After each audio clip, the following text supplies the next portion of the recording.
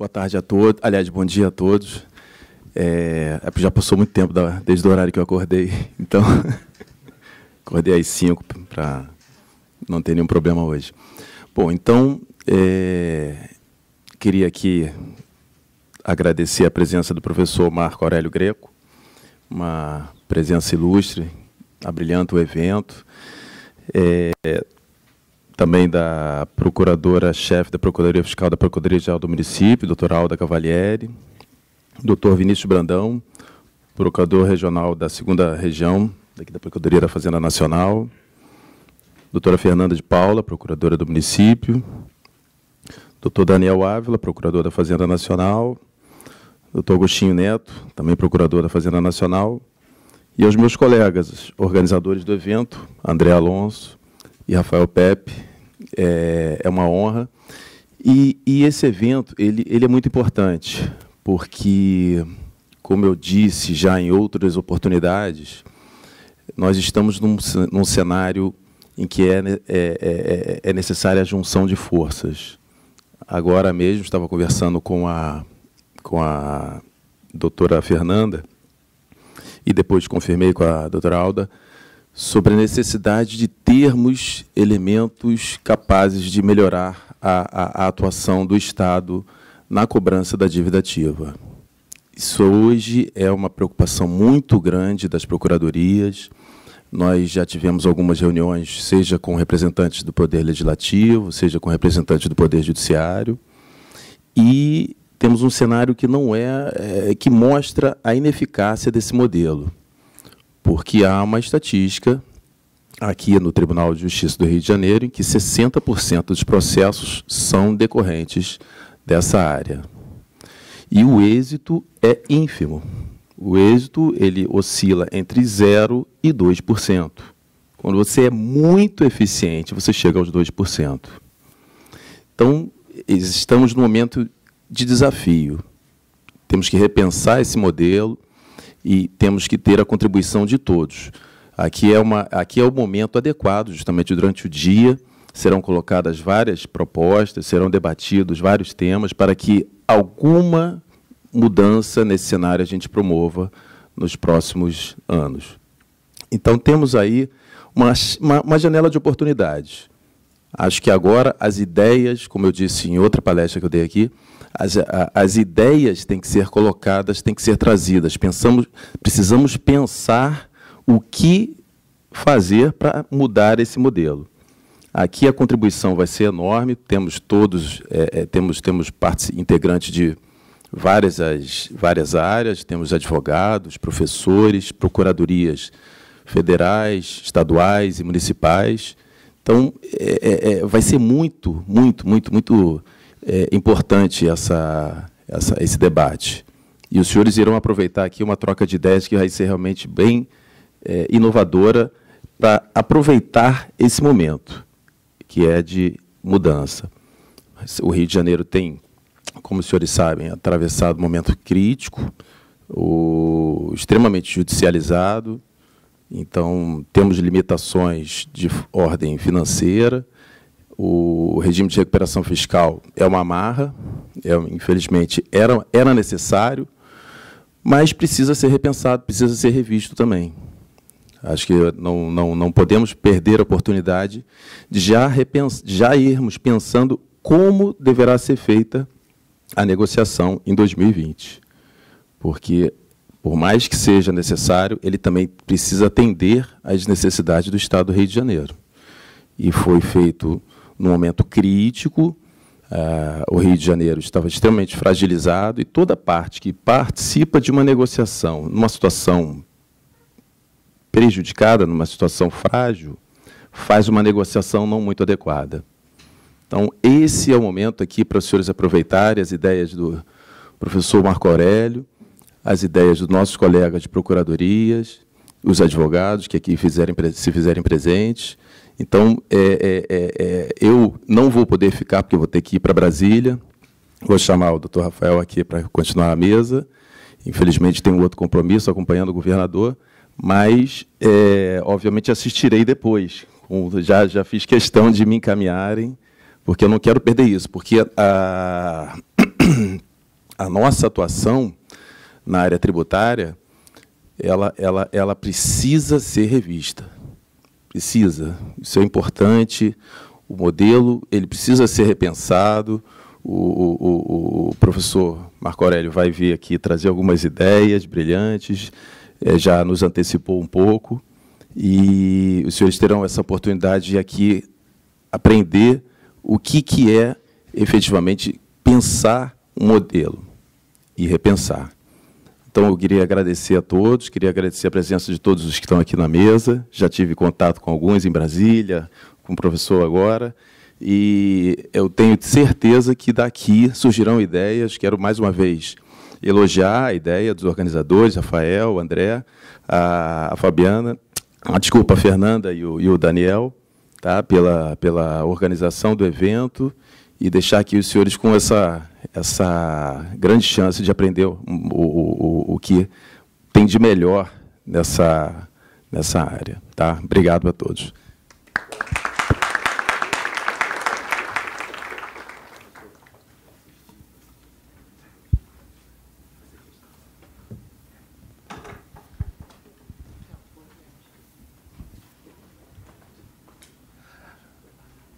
Bom dia a todos.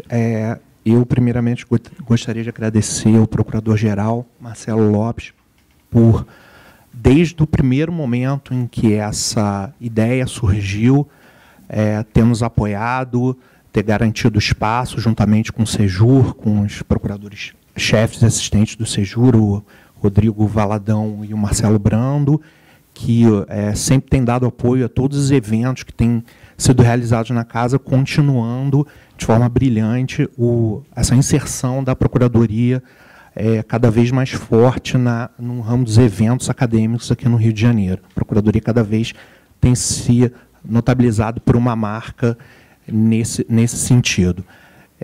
E agradecer também a presença de todos os colegas das outras carreiras e advogados, o doutor Vinícius Brandão, da Procuradoria Regional da Fazenda Nacional, representando o Procurador da Fazenda, que tinha confirmado, viria, mas, conforme informações, ele está com dengue e não pôde vir.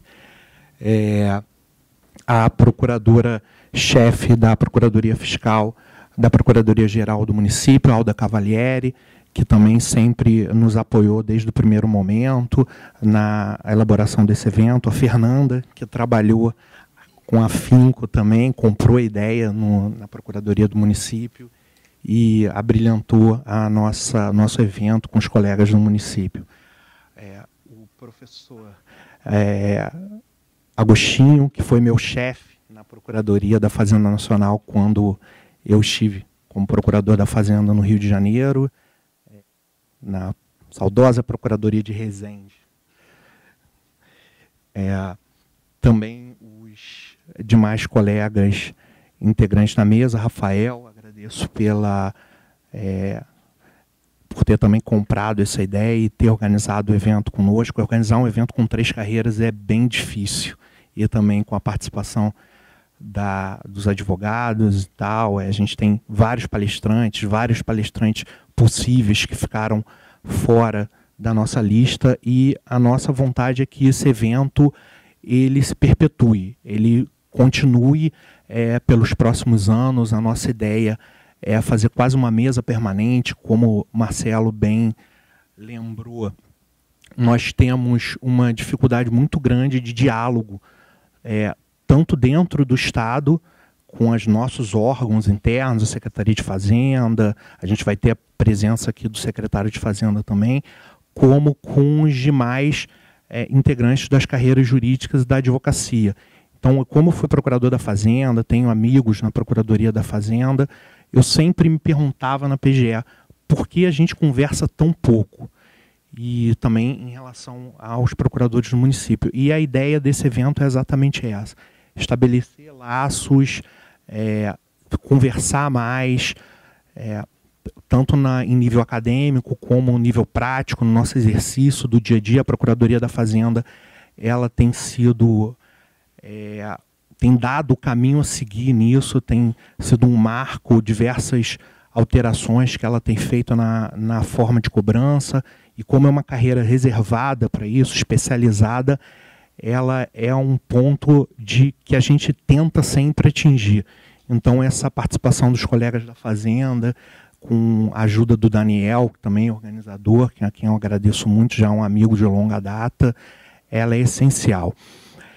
E para abrilhantar ainda mais, a gente tem a presença do professor Marco Aurélio Greco, que vai proferir uma palestra sobre segurança jurídica, que certamente vai nos ajudar muito com seu brilhantismo a solucionar diversos problemas que a gente vive no dia a dia. Eu passo a palavra, então, para o Procurador Regional da Fazenda Nacional, Dr. Vinícius Brandão. Bom dia a todos. Cumprimentar a mesa. Dizer que as palavras feitas pelo Procurador-Geral do Estado e agora pelo doutor André realmente são muito pertinentes. Eu acho que cumprimentar os organizadores desse evento, que de fato há necessidade da gente ter uma integração, né, e ter uma troca de experiências, que isso vai render muitos frutos, né. Nós temos as nossas dificuldades, os nossos desafios, a Procuradoria do Estado também, a do município, mas os problemas eles são basicamente os mesmos, né. Então essa ideia desse congresso, eu acho que vai ao encontro de conseguirmos aí concentrar esforços para a gente conseguir um resultado cada vez melhor, né? A advocacia pública fiscal, ela passa por muitos desafios sempre, né? Fruto das transformações do Estado, da sociedade, né? A gente tem que estar sempre preparado para isso. Hoje, diante da virtualização, da necessidade de termos aí mecanismos de inteligência para poder enfrentar isso, né? E nós desenvolvemos isso em cada área, e essa troca de experiências é muito importante. Chegamos até, né, doutor Daniel, a fazer uma breve experiência, né, de reuniões com a PGE, com a PGM também, para trocar informações. A coisa acabou não evoluindo. Eu acho que é uma hora boa para a gente voltar a isso, né? Nós temos a PGFN tem 2,3 trilhões de reais em estoque de dívida, né? E aí a gente realmente tem um desafio para gerenciar isso, né? E a gente percebe, inclusive, que esse desafio faz com que a gente realmente tenha que criar mecanismos de gestão, aprimorar a gestão, inclusive gestão que depois vai se espraiando pelas nossas demais áreas de atuação, porque a gente, como advogado, não está acostumado a pensar muito em gestão. E quando a gente enfrenta esses problemas, a gente vê como é necessário e como é fundamental a gente enfrentar esses desafios. Aliás, o doutor José Levi, que é o Procurador-Geral da Fazenda, quando soube desse evento, ele, na primeira hora, ele confirmou a presença, só que, com Brasília é muito perigoso, né, doutor Agostinho? Ele acabou estando com dengue, né? Então não pôde comparecer, pediu desculpas, mas pediu também para que a gente enviasse todo o material que pudesse ser colhido aqui, numa próxima oportunidade, com certeza estará presente. Queria dizer também que eu fico muito feliz de estar aqui na PGE. Há mais ou menos 20 anos atrás, eu frequentava a PGE na qualidade de estagiário, né? Não aqui no Rio, mas naquela que é considerada talvez a melhor cidade do Brasil, que é Niterói, né? Fiz estágio durante 2 anos na PGE, realmente foi muito importante para a minha formação profissional, né? Então, gostaria realmente para finalizar, cumprimentar todos aqueles que, na pessoa do doutor Daniel Ávila, né, que participaram da organização desse evento. Acho que realmente ele vai servir muitíssimo para a gente integrar muito as nossas procuradorias, a Procuradoria da Fazenda, a Procuradoria do Estado, a Procuradoria do Município, para que a gente troque informações e que a gente consiga enfrentar todos esses desafios que nos são colocados.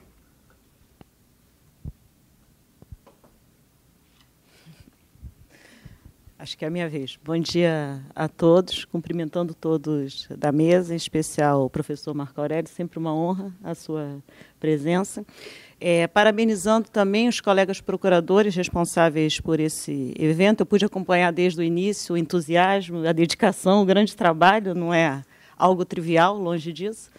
E eu tenho a certeza que nós poderemos aqui vivenciar excelentes momentos de troca de vivência, partilhar nossas experiências. O encontro, quando o tema é acadêmico, é o nosso dia, né? Para isso nós estudamos, assim nós trabalhamos. Mas quando se precisa também trocar experiências gerenciais, quando as decisões tendem a ir para um outro viés, que não simplesmente, e não é simplesmente, me desculpem, mas que não o estudo, as grandes questões, é preciso conversar, é preciso ouvir os outros colegas, as outras experiências, e ainda mais agora, quando a nossa intenção é ir além da recuperação do crédito, como nós estávamos conversando. É criar, sim, uma mentalidade de combate à sonegação fiscal e, além, uma mentalidade de participação do cidadão, do contribuinte, na vida do Estado, a sua responsabilidade para com o custo do poder público no gerenciamento da vida em sociedade. Esse nosso encontro, eu acredito que, além da troca de informações, como o doutor Vinícius falou, pode, quem sabe, gerar parcerias e as atuações, em vez de paralelas, sejam conjuntas e tenham um objetivo que possa otimizar a nossa função, que ela é um desafio. É um desafio e, para isso, é muito bom ter grandes parceiros, como estamos aqui. Então, eu desejo a todos nós um excelente encontro e eu vou encerrar por aqui, porque acho que nós estamos todos ansiosos para ouvir o professor Marco Aurélio, né? Bom dia, obrigada.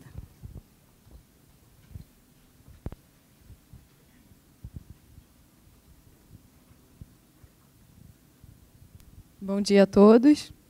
Agora, para proferir a palestra inaugural desse evento, eu tenho a honra de convidar um jurista que dispensa a apresentação, mas que, por formalidade, eu destaco que é doutor e mestre em Direito Tributário pela PUC de São Paulo e membro associado da European Association of Tax Law Professors. O professor Marco Aurélio Greco tem a palavra. Vou falar sentado. Bom dia a todos, meus prezados colegas que compõem a mesa. Saúdo todos na pessoa da doutora Fernanda, que me apresentou. Quero dizer da minha alegria, satisfação de estar nessa atividade, parabenizar os organizadores de fazer uma reunião de procuradores das várias esferas, porque há temas que realmente nós precisamos conversar e conversar com outros que têm experiência semelhante. Dizer que esse tipo de atividade e a preocupação com a postura, como falou a doutora Alda, me parece ser uma das razões fundamentais que nós temos que batalhar, que é mudar a postura perante a tributação, tá? E dizer do desafio que foi para mim preparar algo para trazer para os senhores, quando eu vi o programa minucioso e eu imediatamente, como advogado, falei, bom, aqui há um problema de incompetência, tá? Há um problema de incompetência fraterna, porque se é questão processual, tem que chamar algum dos meus irmãos, porque o processo não é a minha área é o direito material, tá certo? Então, eu falei, bom, o que eu vou trazer? Porque eu preparei algo para trazer para os senhores que não tem comprometimento direto com nenhum dos temas, mas transita por todos os temas, tá? E tem alguma refração nos vários temas que estão compondo essa programação. E me pareceu, depois trocando ideias com o doutor Daniel, me pareceu que o tema da segurança jurídica seria um tema relevante. Vocês vão dizer, mas por quê? Porque ela está na base. Tá? Se todos tivessem certeza do que vai acontecer, não teríamos grande parte das discussões que nós temos. Tá? Falar de segurança jurídica em matéria tributária, só vamos tratar de matéria tributária. E já digo para os senhores, não vou fazer tese acadêmica aqui, não. Eu vou procurar expor algumas preocupações que eu tenho ligadas à segurança jurídica em matéria tributária, reuni-las no final e apresentar um rol de sugestões do que a gente pode fazer. O que pode fazer sem lei, para tentar melhorar a segurança jurídica, o que vai eventualmente precisa de alguma lei, e o que envolve até postura individual perante a tributação. Mas, para tratar de segurança jurídica, eu começo com uma pergunta. E a pergunta é simples, para quem? Segurança jurídica para quem? Alguém vai dizer, mas isso não tem dúvida. Muitos poderão dizer, não, a segurança jurídica para o contribuinte. Eu acho que essa é uma visão e até teses acadêmicas que defendem que segurança jurídica em matéria tributária é segurança para o contribuinte. A minha visão é uma visão um pouco diferente. Eu acho que segurança jurídica é algo que diz respeito a todos. Todos têm expectativa, todos têm enfim, a expectativa de ver as suas convicções confirmadas. Tá? Segurança jurídica é, em última análise, a capacidade do ordenamento jurídico confirmar expectativas. Tá?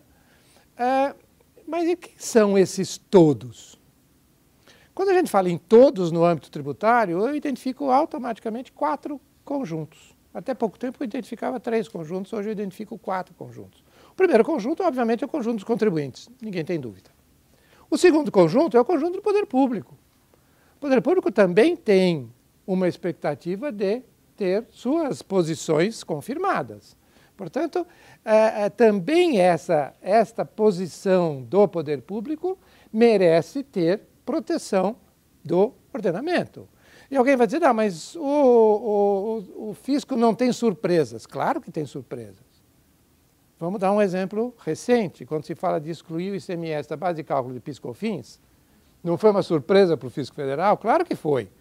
Claro que foi uma surpresa, claro que ele não tinha cogitado de que seria excluído da base de cálculo do PIS/COFINS, portanto há um impacto, uma frustração numa receita, e não uma receita, uma frustração apenas do valor do ICMS. O valor do ICMS inteiro várias vezes, pelo que o andar da carruagem indica nesse sentido. Tá?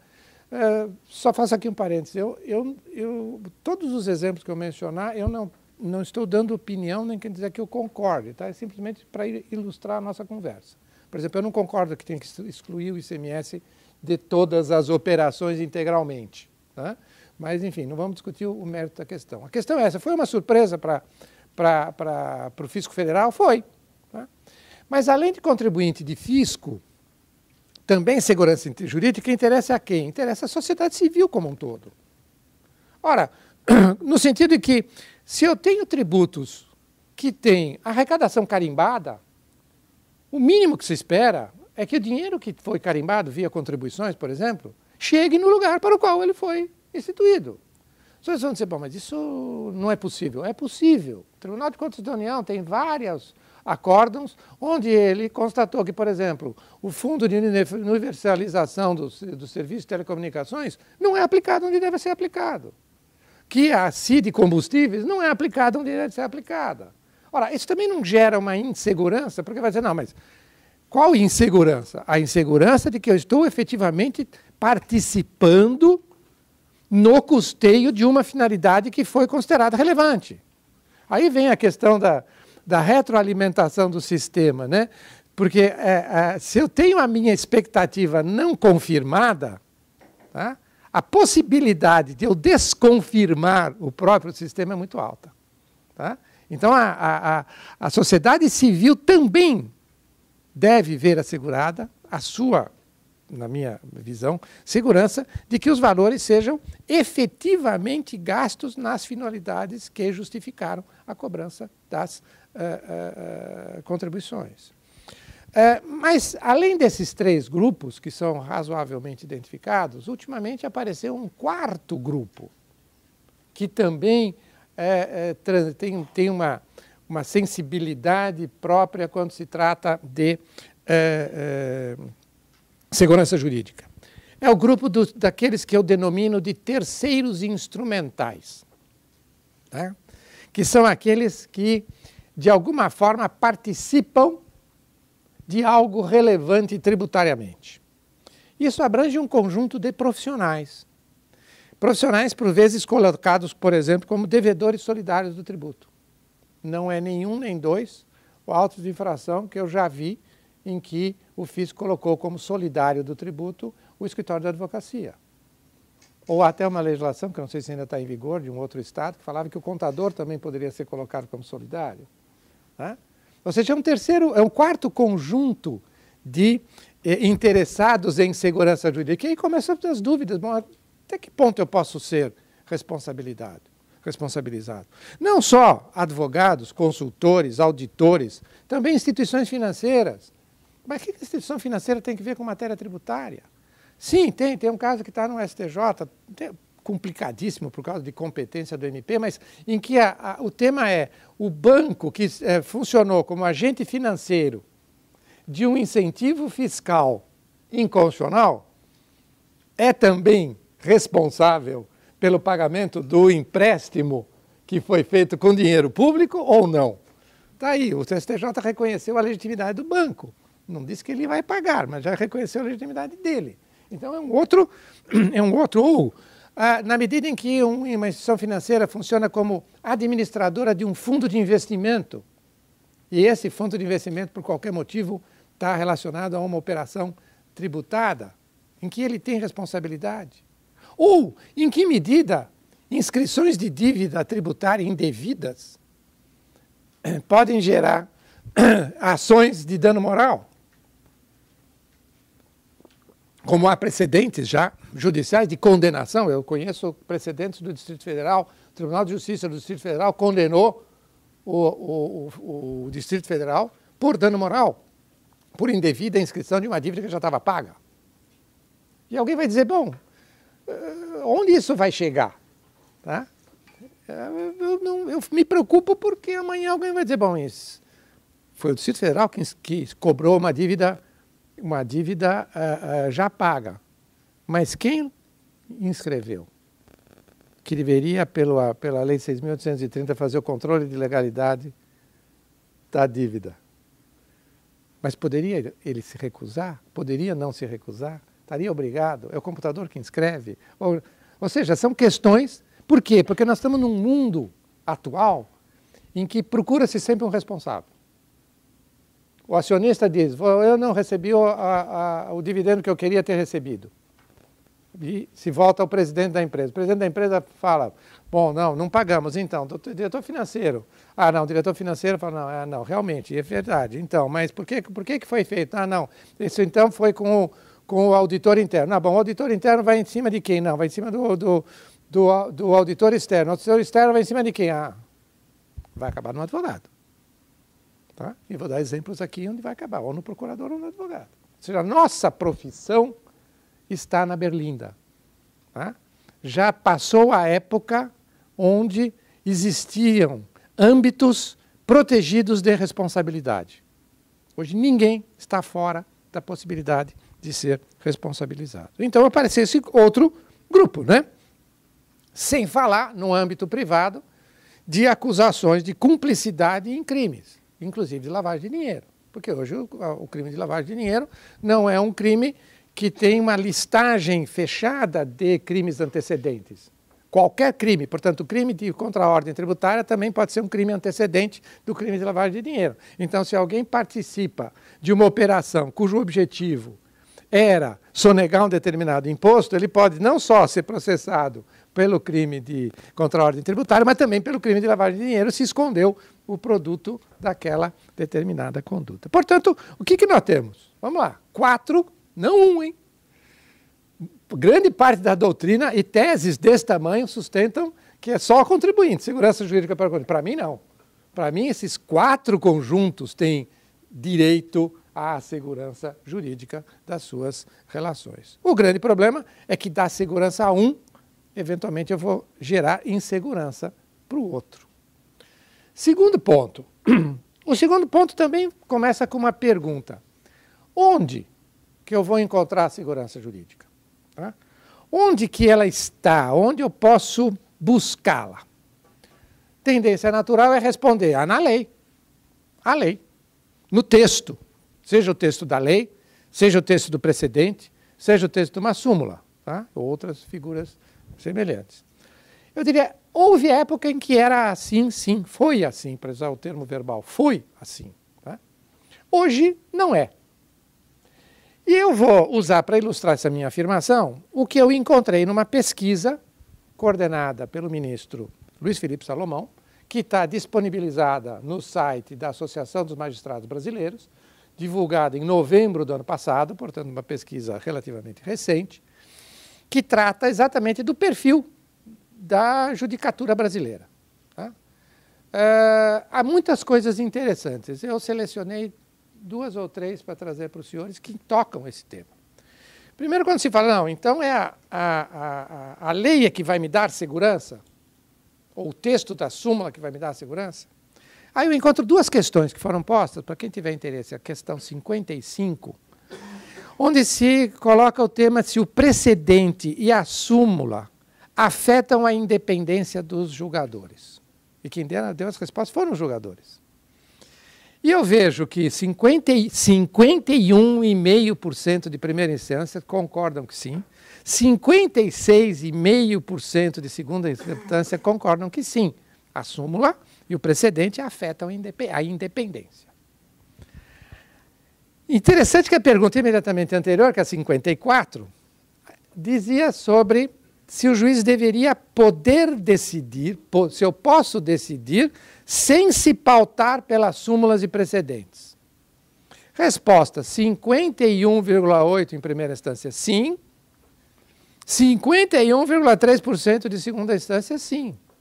Ora, se eu acho que aquilo me cerceia, a maioria acha que aquilo me cerceia, e a maioria acha que eu devo poder decidir sem me pautar por ela, o que é humano? Se eu puder, eu driblo. Isso é humano.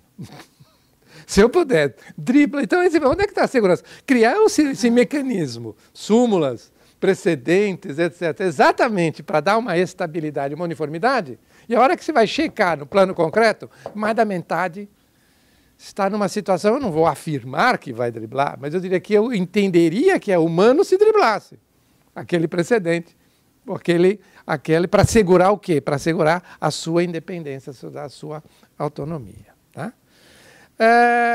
Aí vai dizer, bom, alguém dirá, algum radical, e é por isso que tem que ter julgamento por inteligência artificial. Falei, aí eu começo a ficar arrepiado. Por quê? Eu estou ficando convencido que computador tem temperamento, mau humor, preguiça, uma série de outras qualidades bem humanas. E, portanto, falibilidade humana. Os senhores vão dizer, qual é o grande problema do mundo moderno na medida em que ele é informatizado? Mudou o tipo de dano que se pode causar? Não mudou. O tipo não mudou. O que mudou é o tamanho e a velocidade. Tá? Eu não estou afirmando que seja isto ou aquilo, mas do que se sabe até agora, há um grande problema num software de um determinado modelo de avião. Tá? Alguma coisa não está bem explicada, não posso afirmar que seja. Então, quando se diz, não, eu vou apostar na inteligência artificial, a inteligência artificial não vai dar nada além daquilo que a gente pedir que ela dê. Tá? Ela é criatura. Tá? E, na medida que ela não vai dar mais além do que a gente pede, a gente tem que também entender que ela erra. E se errar, vai errar em grande extensão. Alguém vai dizer, bom, mas dá um exemplo. Dou um exemplo muito simples. Vou do lado empresarial. Tá? Uma empresa que eu conheço, que emite 5.000 notas fiscais por dia. Por dia. Errou o código de uma mercadoria. São 5.000 erros de nota fiscal por dia. Então, por quê? Porque vai se tentar descobrir o que foi que aconteceu. Então, eu diria, não é na lei, não é no texto que eu vou encontrar a segurança jurídica. Terceiro ponto. Se nós não encontramos segurança no texto, ainda que seja de precedente ou de súmula, então vamos raciocinar o inverso.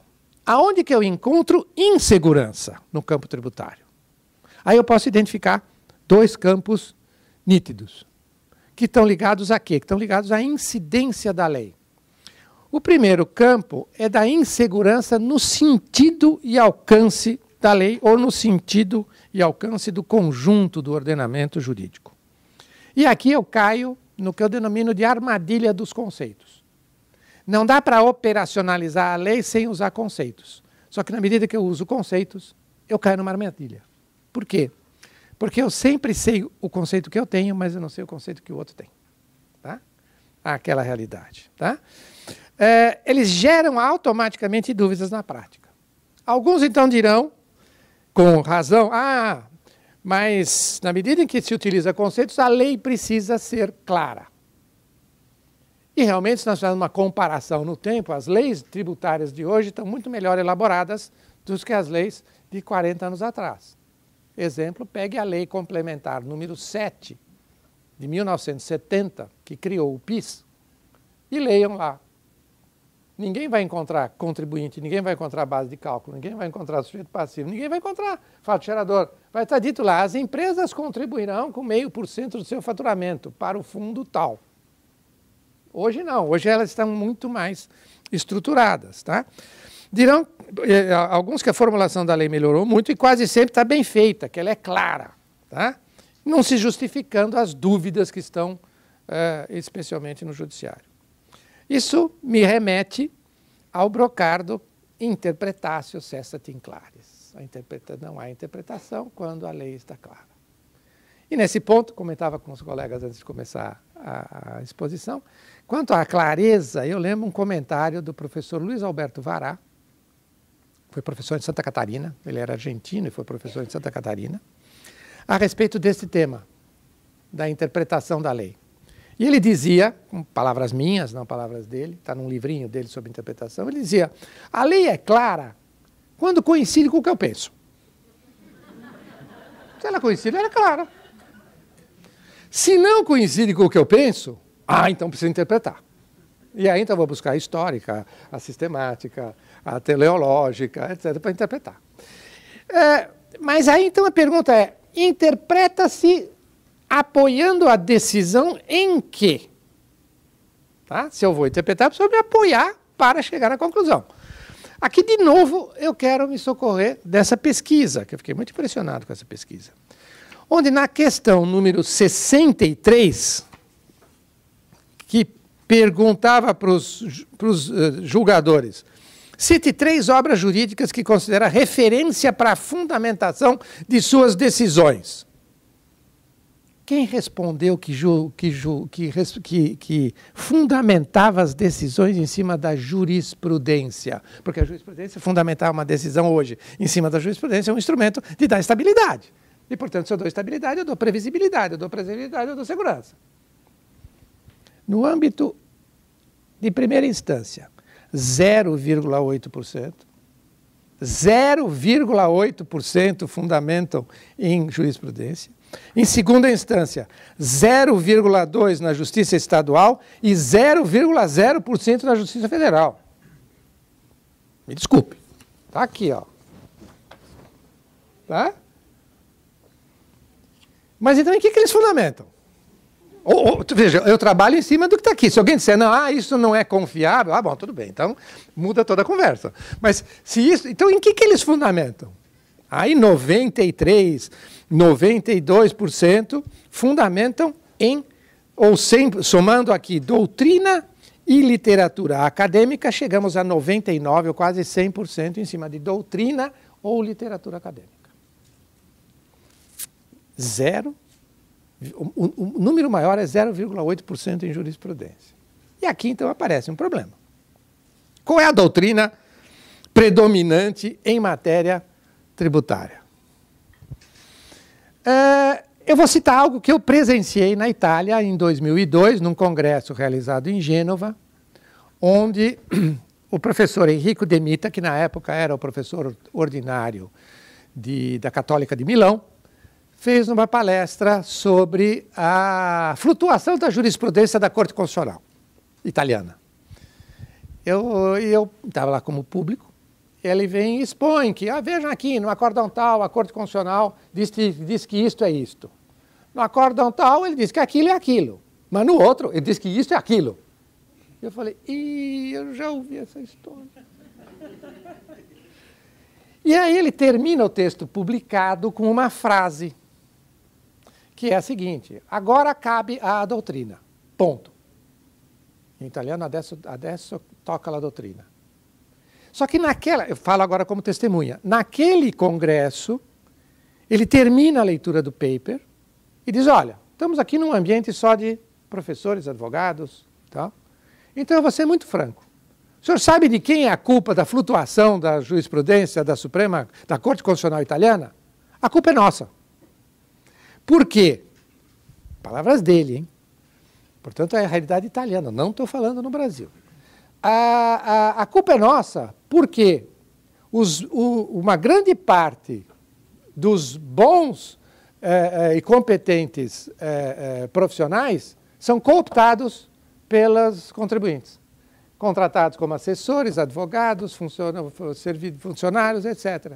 E a produção predominante da doutrina é produção do lado do contribuinte, tá? Defendendo o interesse do contribuinte, do tipo, ou não escreve, ou se é para escrever a favor. E ele diz, o julgador em geral, é como um trem. Se ele tem só um trilho, e ele não tem a bitola do outro lado, tá? Que é a outra doutrina que tenha suficiente peso, que dê um limite no sentido contrário, tá? Que ele tem só um trilho, ele olha para o outro lado. Se ele não concordar com aquilo, ele vai fazer o que ele bem entender. Alguém vai dizer, espera um pouquinho. Isso é experiência italiana, hein? Só relatei Itália. Isso tem muito sentido. Tem muito sentido. O julgador precisa fundamentalmente de bitola, no bom sentido, tá certo? Limites. Olha, deste lado eu posso ir até aqui, daquele lado eu posso ir até lá. Tá? Se eu tenho uma doutrina só de um lado, ele perde o seu ponto de equilíbrio. Tá? E, portanto, podem vir decisões que levam a efeitos colaterais absolutamente imprevisíveis para alguns, né? Um efeito colateral de uma decisão desse tipo, que foi levada ao extremo, foi o caso do excluir o ICMS da base de cálculo do PIS/COFINS. Onde se diz, bom, então agora é crime, porque se não é dinheiro teu, é crime não repagar o ICMS próprio. Cadê a baliza? Né? Ou seja, você tinha uma, né? Vamos dizer, francamente a favor do contribuinte, só que não se viu que não tinha o segundo trilho aqui para segurar o debate dentro de um âmbito razoável. Tá? Então eu preciso ter esse segundo. Eu preciso, se o julgador 98%, 99% se apoiam em doutrina ou em produção acadêmica, tá? É essa área que eu preciso estimular para ser produzida. E estimular saindo dos foros específicos.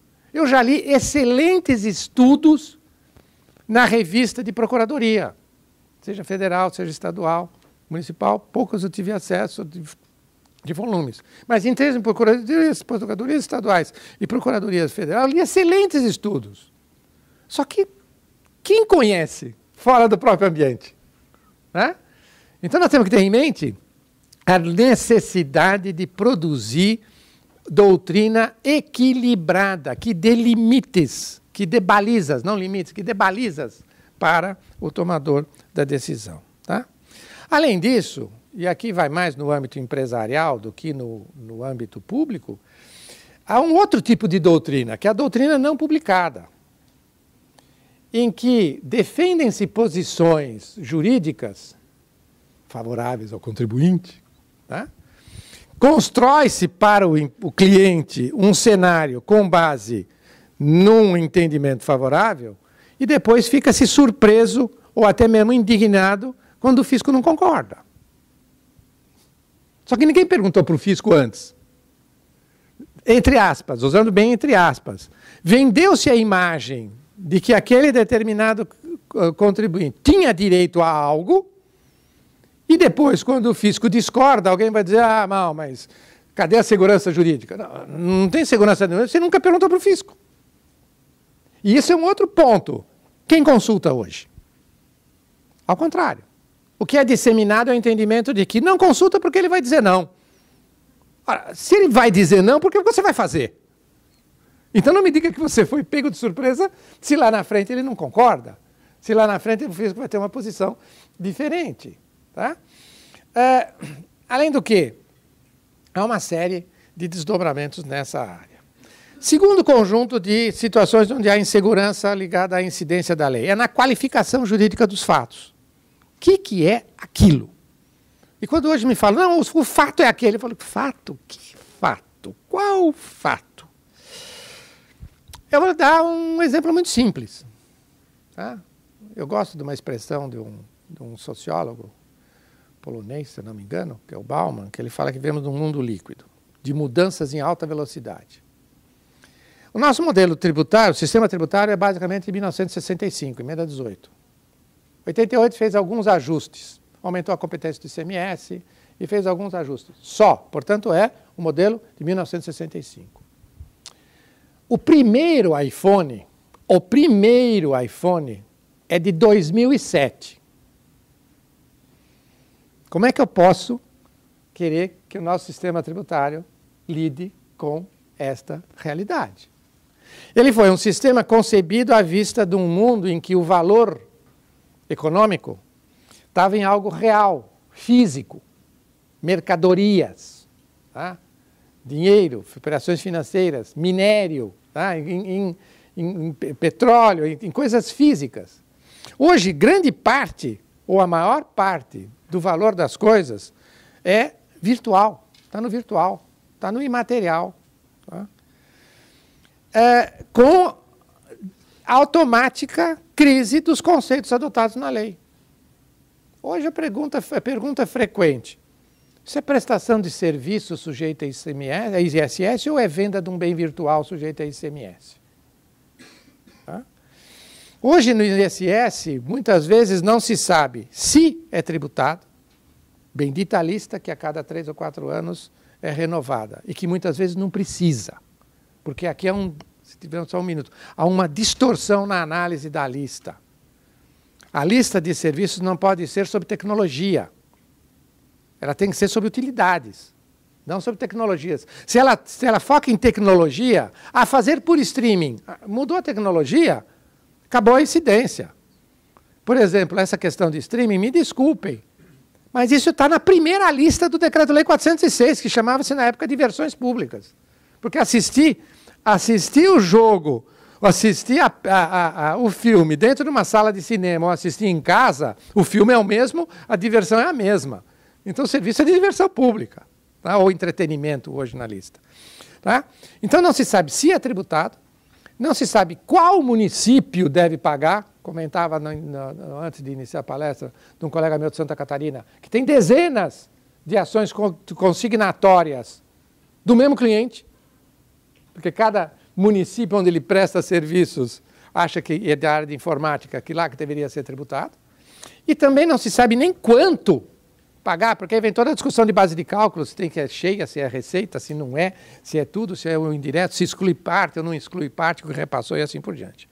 Enquanto isso, o Supremo está discutindo software de prateleira e a Lei Complementar 87 fala em ficha telefônica. Certo? Vamos lá, a Lei Complementar 87 tem uma regra que fala fichas ou equivalentes, tá certo? Então, é esse descompasso dos conceitos. Outro exemplo, quando se fala de qualificação do fato. Qualifico isso como serviço, qualifico isto como mercadoria. Tá? Outro problema de qualificação dos fatos que envolvem planejamentos tributários na área federal.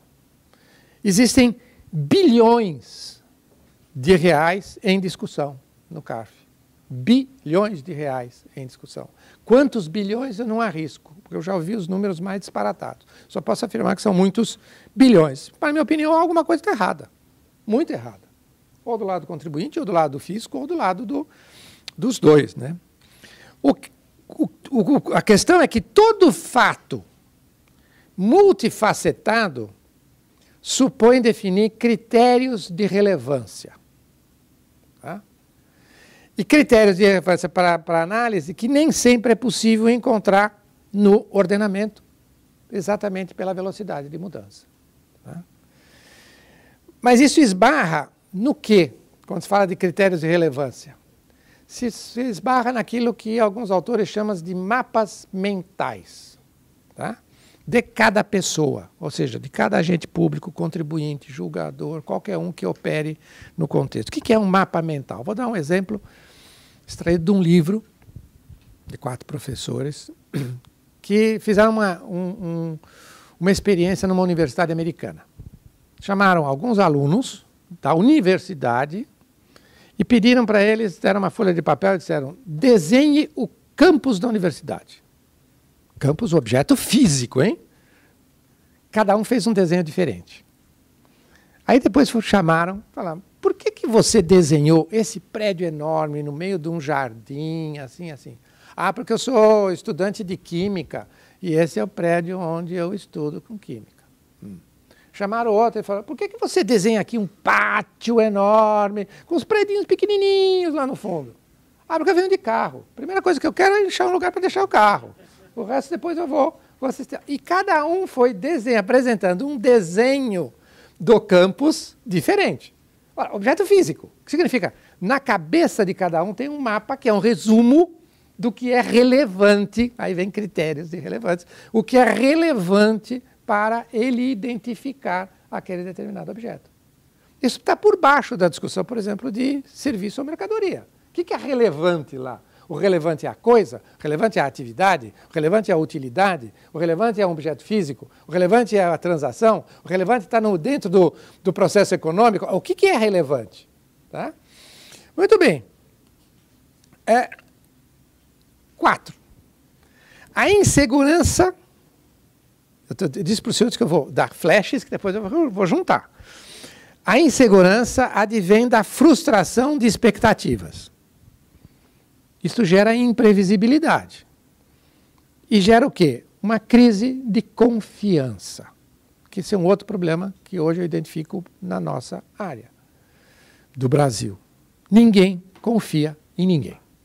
Então, eu fico muito feliz quando vi que há aqui painéis exatamente para se dialogar sobre mecanismos que podem auxiliar na construção de um ambiente de confiança entre fisco e contribuinte. É importantíssimo. Ninguém confia em ninguém. Não vou falar só do contribuinte com o fisco. Tá?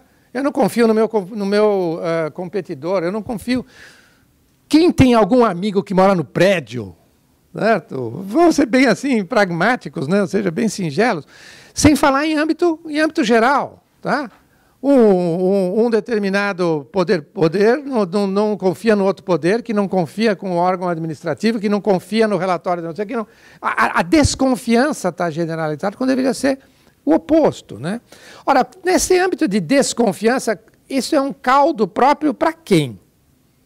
Eu diria para os afoitos. Se a coisa é nebulosa, é o âmbito próprio para você ter afoitos de ambos os lados, seja do fisco, seja do contribuinte. Afoito, do lado do fisco, é aquele que diz: está tudo errado. Está tudo errado. Tá? E vou agravar o máximo que eu puder. Como eu constatei, numa determinada situação, em que o fiscal, diante de todos os dados objetivos, ele começou a fiscalização de um determinado jeito, ele abandona aquilo, simplesmente porque se ele continuasse naquela linha, ele ia lavrar um auto de infração de 1.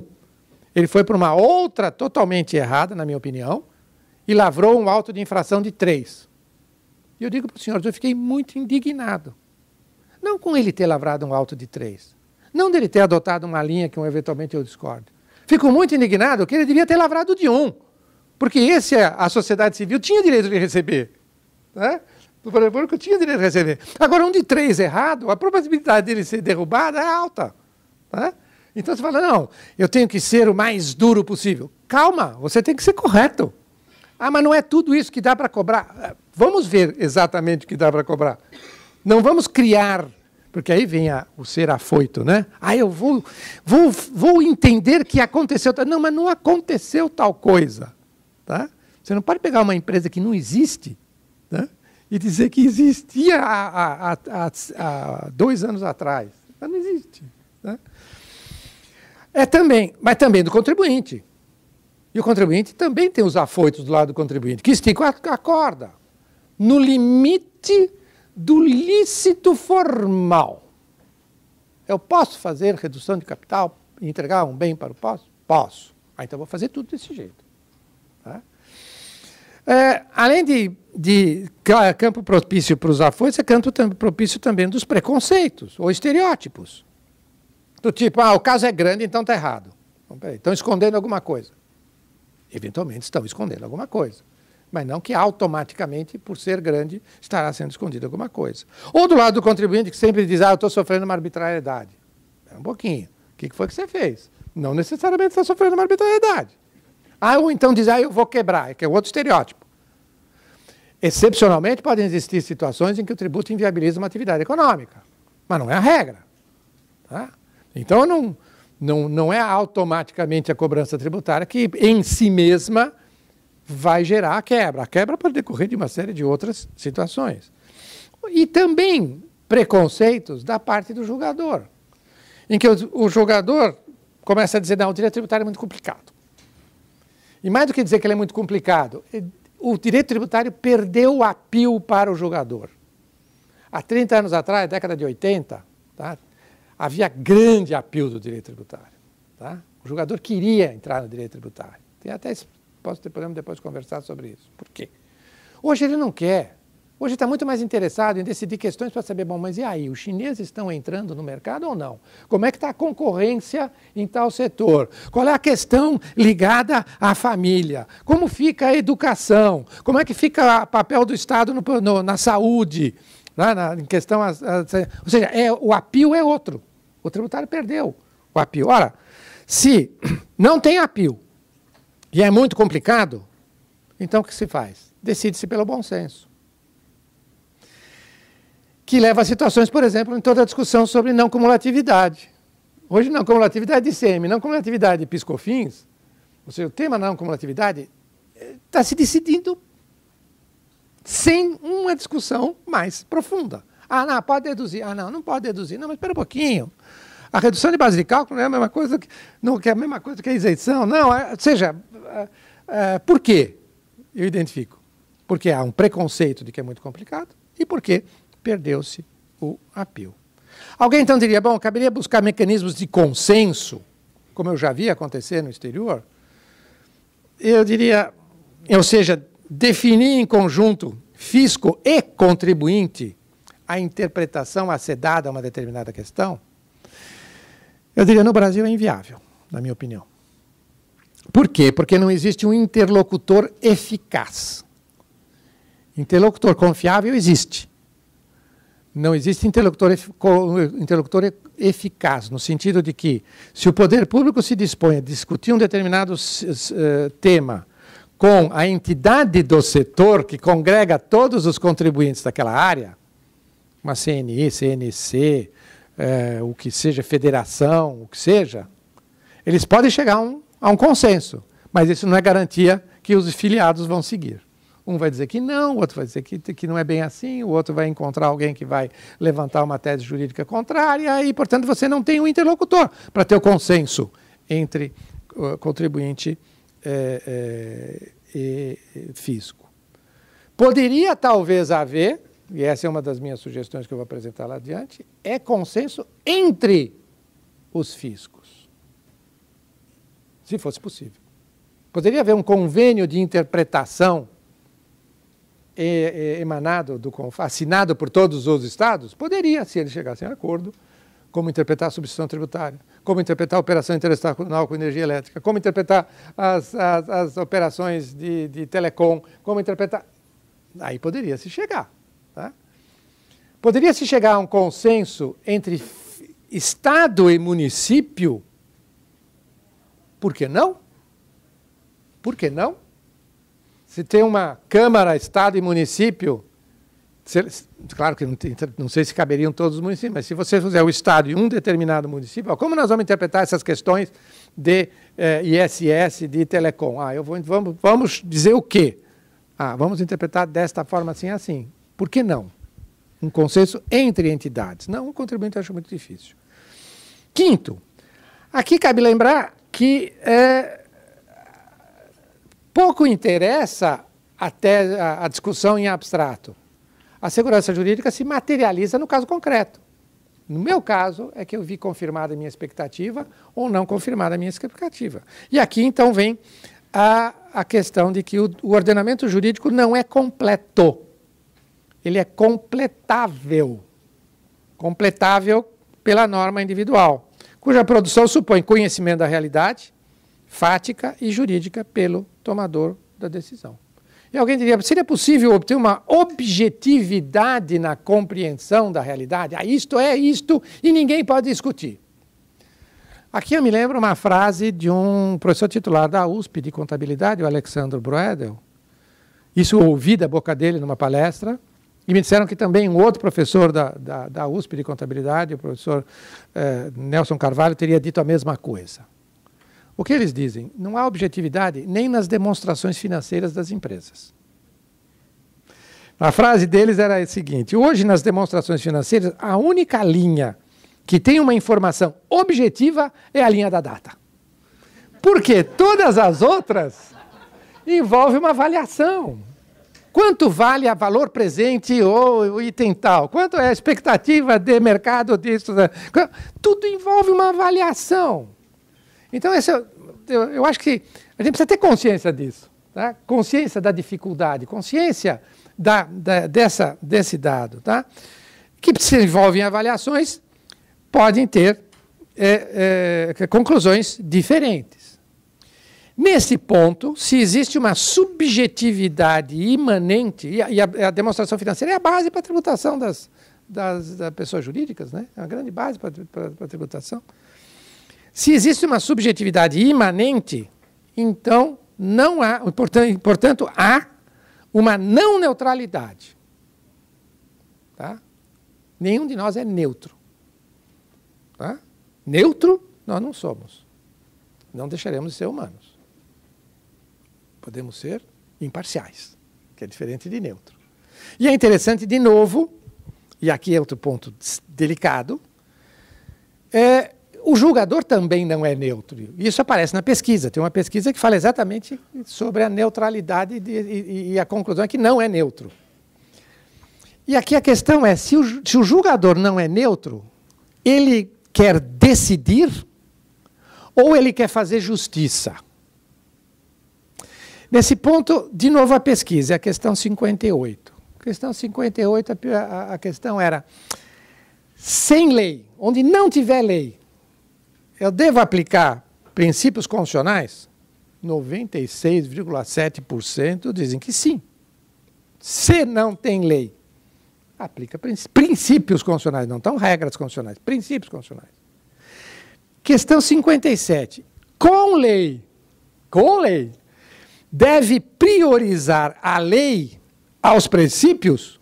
Resposta: não. Olha o paradoxo. Sem lei, ok, todo mundo concorda, aplica o princípio, ou a regra.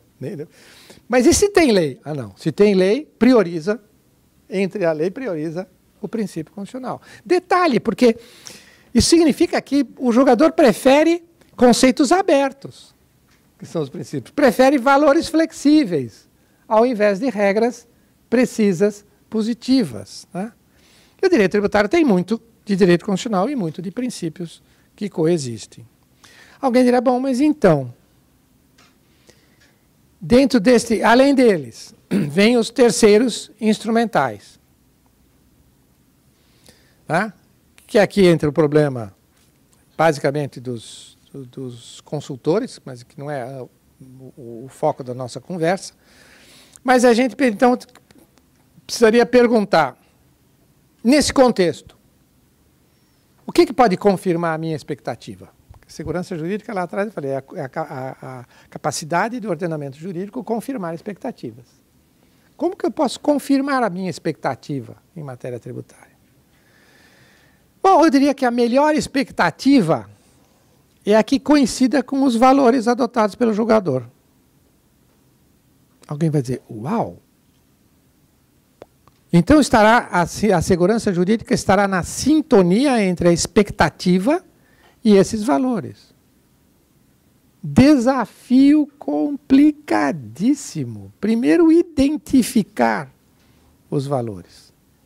Depois, sintonizar o que eu identifiquei com o que eu pretendo. Terceiro, fazer tudo isso em tempo.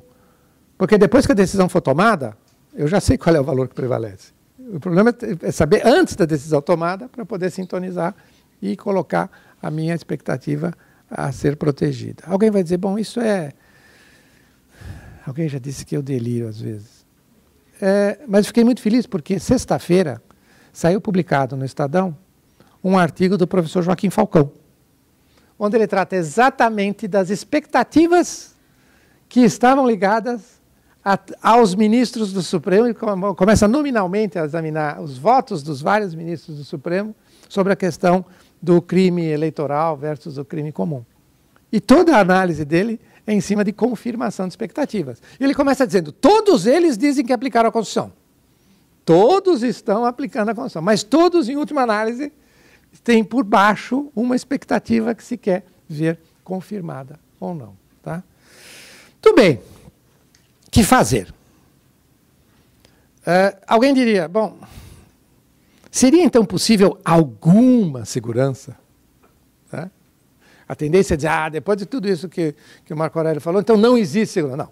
Alguma segurança, eu acredito que sim, é possível. Só que não é a segurança estática, dedutiva, determinista de que as coisas vão acontecer daquele jeito, fruto de uma mera analítica, não é uma segurança formal, tá? Mesmo porque quando o fato é muito forte, o julgador não o considera, ou seja, o julgador deixa a lei em segundo plano. Tem um caso que eu considero paradigmático. Foi um caso que chegou ao Supremo Tribunal Federal numa apreensão de um caminhão de droga. Um caminhão de droga. Mas essa apreensão foi possível a partir de uma escuta reconhecidamente ilegal. Então a discussão era, se a escuta é reconhecidamente ilegal, não se pode obter as provas obtidas de forma ilegal, então não, aquela apreensão e o caminhão teria que ser, o caminhão de droga deveria ser liberado. Que lá pelas tantas o ministro Jobim diz, sim, vamos liberar, e pomos um carimbo, liberado pelo Supremo Tribunal Federal. Está no acórdão, tá? O que eu estou relatando é acórdão, tá? E tem razão. O que fez o Supremo naquele caso? Diz, sim, a escuta é ilegal. Mas, aquilo que alguém ouviu pode ser considerado como um palpite. Então, a diligência que foi montada, isso é caso concreto, a diligência que foi montada poderia ser montada por qualquer palpite, inclusive este. E, portanto, a diligência não está contaminada e, portanto, o caminhão tem que ficar apreendido. O que eu diria de uma forma um pouco mais relaxada. O fato é muito forte, o julgador atropela a lei. Tá? Se o fato é muito forte, a lei está perigando. Tá? Então, eu diria, qual é, então, essa segurança possível? Eu diria que é a segurança dinâmica do andar de bicicleta. Tá? Por quê? No andar de bicicleta é muito expressivo. Para eu ficar de pé, enfim, no prumo, primeiro, eu preciso ter uma energia, precisa estar pedalando. Vale dizer, energia significa mudança. Mas para eu continuar de pé, não basta energia, é preciso equilíbrio. Equilíbrio significa harmonia. Essas são as duas únicas variáveis, duas únicas constantes, tá, do universo, energia e harmonia. Então, a segurança que nós podemos obter é uma segurança em que a mudança é inerente, mas não só mudança, porque só mudança é caos. E, ao mesmo tempo, eu preciso do equilíbrio, da ponderação. Foi demais, volta um pouco. Estou exagerando, não é bem aqui. Tá? Porque este equilíbrio também não é só o equilíbrio, Porque o equilíbrio é estagnação. E estagnação desaparece a vida. Então eu diria, a segurança que a gente pode ter é a segurança da bicicleta. Haverá mudança? Sempre. Inevitavelmente haverá mudança. Mas o que eu preciso trabalhar, e trabalhar muito também, é o equilíbrio. Então é ótimo esse instrumento, mas desde que ele seja usado com ponderação. Tá? Muito bem. O que fazer? Sugestões. Primeiro grupo de sugestões. Na medida em que a origem da insegurança está nas dúvidas quanto à incidência e na qualificação dos fatos, então eu diria, primeiro, procurar mecanismos possíveis de sintonia de interpretações. Por que o Estado não pode sentar com o município da capital, criar um grupo e dizer, vamos emitir, se fosse na área federal, pareceres normativos interpretativos conjuntos, ou se não sei se administrativamente é possível, mas dois, você assina o teu, que eu assino o meu, mas dizendo a mesma coisa, né? Sobre telecom, né? Sobre serviços de telecom. Ó, isso eu vou tributar pelo ISS, isso e eu concordo que você tribute pelo ISS, ou você concorda que isso é tributado pelo ICMS. Por que tem que chegar no Supremo embalagem? Né? Tem que ir até lá para discutir embalagem. Resolve. Não pode entrar num entendimento, tudo bem que o julgamento supremo abrange o Brasil inteiro, mas se eu, aos poucos, for construindo ambientes de consenso no âmbito público, eu vou contribuindo positivamente para que se diga, entre este Estado e este município, se instaurou a paz, desapareceu o conflito.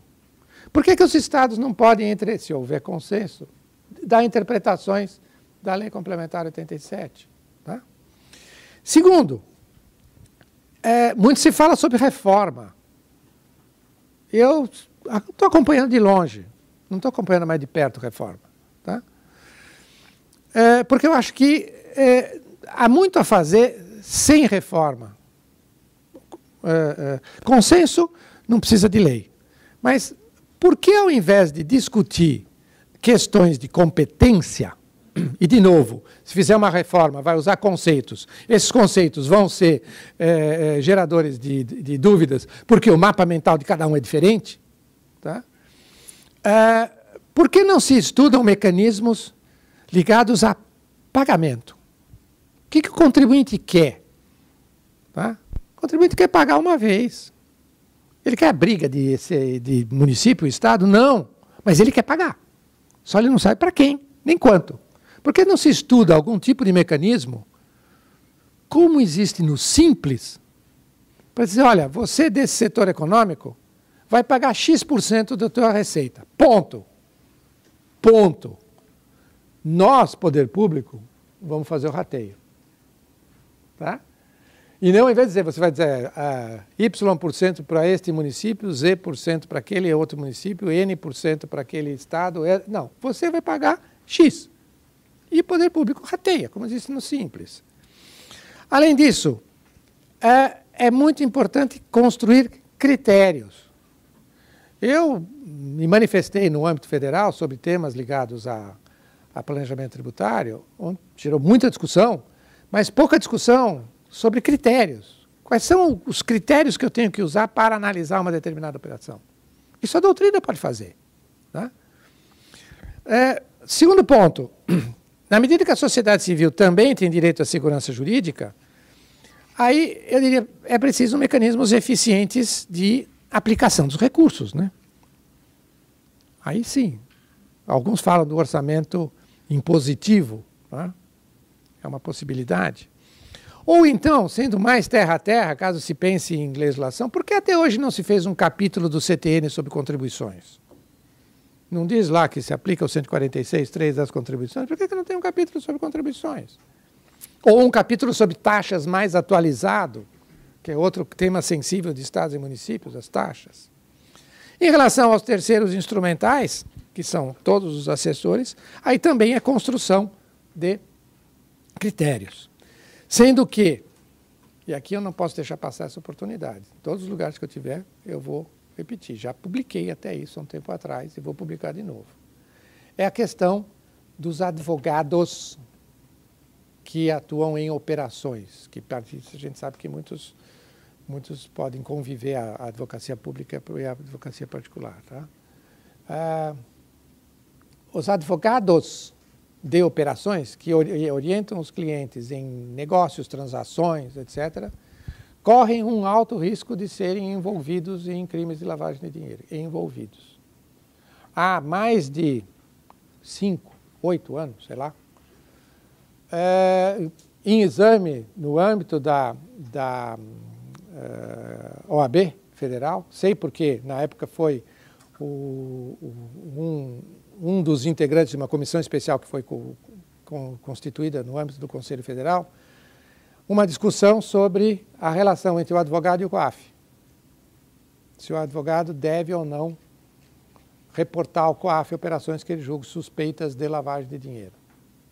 Eu, pessoalmente, sou francamente favorável a que a ordem regulamente isso. A lei de lavagem diz expressamente que cabe aos órgãos profissionais regulamentar essa parte, só que a ordem não faz. E a ordem, de meu ver, deixa o advogado honesto desamparado. A regulamentação da ordem seria para proteger o advogado honesto, dizendo, olha, você pode ou não pode fazer isto. Eu dou um exemplo claro que aconteceu há uns tempos, há um ano atrás, eu acho, 1 ano e meio atrás, no CARF. Uma determinada instituição financeira foi colocada como corresponsável, afirmou-se que ela teria cometido crime junto com o contribuinte, e no julgamento do CARF, encontrou-se e o advogado levou o quê? O ofício que a instituição financeira mandou para o COAF. E o CARF falou, opa, cúmplice você não é. Cúmplice você não é. Então você protege, mas aí precisa ter uma disciplina, protege aquele que está de boa fé participando de uma operação e eventualmente pode ser envolvido. Resumo, conclusão.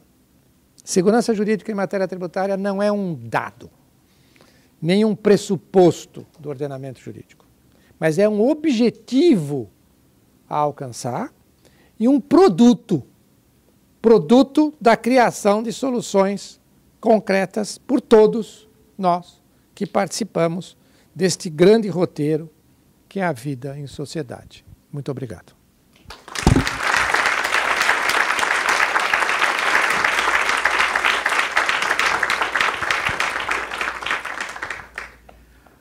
Bom, queria agradecer muitíssimo a brilhante palestra do professor Marco Aurélio.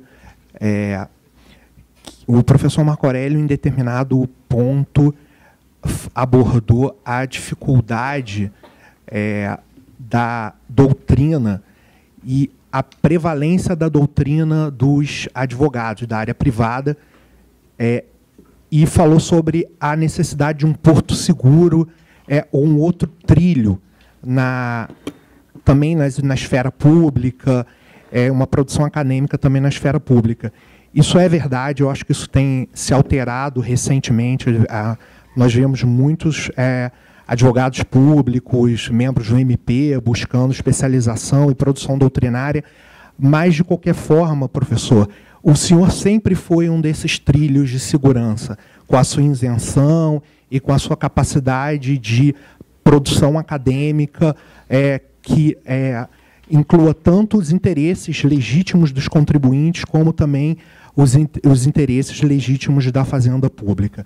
Então, professor, eu gostaria de ter tempo para abrir para perguntas, fazer o máximo de uso possível do senhor aqui na Procuradoria, mas, infelizmente, já com o adiantado da hora, eu vou encerrar agradecendo novamente ao senhor e a todos os presentes na mesa. Vou aqui cumprir o roteiro do Sejur, que entregando certificados para todos os participantes da mesa, depois aos demais por enquanto só o senhor, depois aos demais eu entrego, e ressaltar que serão sorteados 2 kits ao público presente com 2 revistas da Procuradoria-Geral do Estado, que tem alguma dessas produções acadêmicas que o senhor bem ressaltou, e um livro de direito público estadual. E já passo ao próximo painel. Infelizmente, a gente não vai poder fazer nenhum intervalo. Obrigado, professor. Obrigado a todos.